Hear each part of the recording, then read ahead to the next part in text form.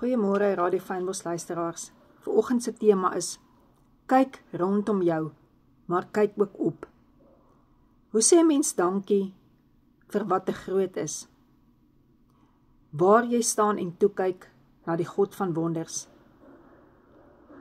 Soos julle weet, op baie konferensies brand ek 'n fakkel na die tyd.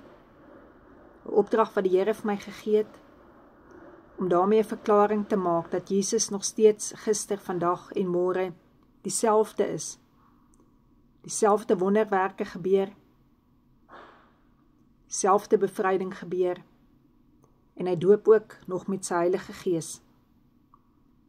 En ek is iemand wat daarvan hou om na buite te kyk. Jy sal altyd sien, daar is 'n oop gordyn waar ek is.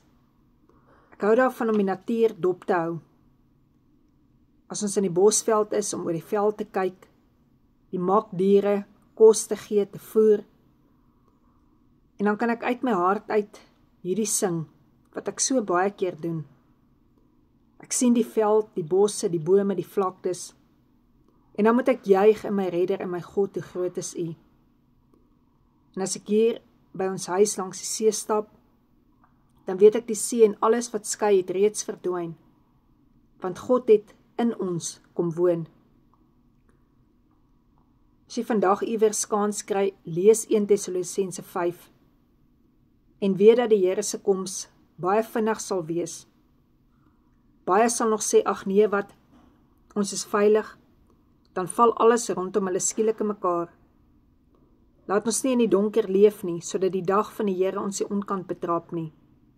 Laat ons in die Here se lig lewe, want ons kan niks vir hom wegsteek nie.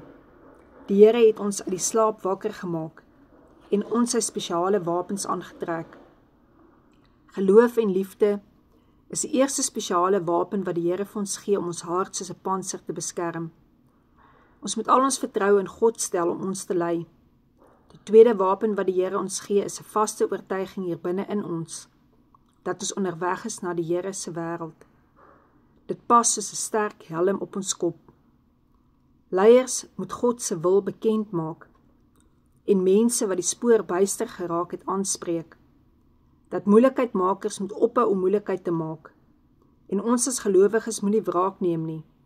Doen ook goed aan mense buite die kerk.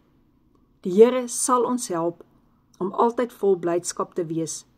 Moet nooit moeg word om te bid nie. Nooit. Hy hoor.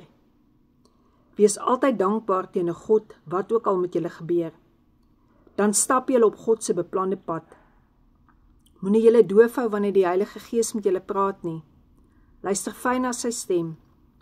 Moenie die profetiese boodskappe van ander oorhaastig van die tafel vee nie. Maar wees versigtig en stel vas of dit regtig van die Here is. Mag die Here julle met alles in julle oppas tot op daardie dag dat ons Here Jesus weer kom. So in die middel van die mooiste maand, moet jy ook jou hart ondersoek, of jy uitsien nog na die mooi gebeurtenis wat voorlê. Met Jesus se koms sal Vader in jou sy seun se mooiste offer vind. Sal hy die Heilige Gees in jou sien wat jou nuut kom maak het, om jou in sy arms op te raap. Kom ons drink vanoggend die bloed van Jesus, en ons dink daaraan wat hy vir ons gedoen het. En ons neem sy liggaam vanoggend as genesing, en ons weet dit gaan tot binnekant in ons, en dit genees ons van binne af. Amen.